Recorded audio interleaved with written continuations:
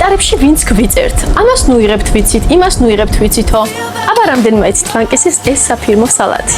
Აკეთებთ რესტორან ვანკისის საფირმო სალატს, რომელიც არის ჩვენს მიერ შემუშავებული და მზადდება სხვადასხვა ინგრედიენტებით, რა თქმა უნდა, ხილით. ხილში გამოიყენება მსხალი და სალატის ფოთოლში აისბერგი და რუკოლა. აუცილებელია ნიგოზი, ხახვი, პიტნა და ჩვენს მიერ მომზადებული დრესინგი, რომელიც შეიცავს შვიდი სტილის соуს. ვიწყებთ პირველ რიგში აისბერგის დაჭრას, ვამატებთ რუკოლას.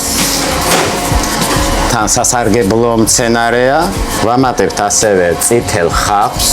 აუცილებელია ჩვენი სალატისთვის მთავარი ინგრედიენტი მსხალი. ასევე დაგვჭირდება დაკეპილი ნიგოზი. რა თქმა უნდა, პიკანტური და ცინცხალი გემოებისთვის ვამატებთ პიტნის ფოთოლს, ვამატებთ ასევე ფორთოხალს, კანგაცლის ოღონდ, ასრულებს სალატს ჩვენს მიერ მომზადებული დრესინგით. ჩვენი საფირმო სალატის მომზადება დასრულდა. გემრიელად მიირთვით. ამ უგემრიელეს სალატის დაგემოვნებას კი მხოლოდ რესტორან ვანკისში შეძლებთ.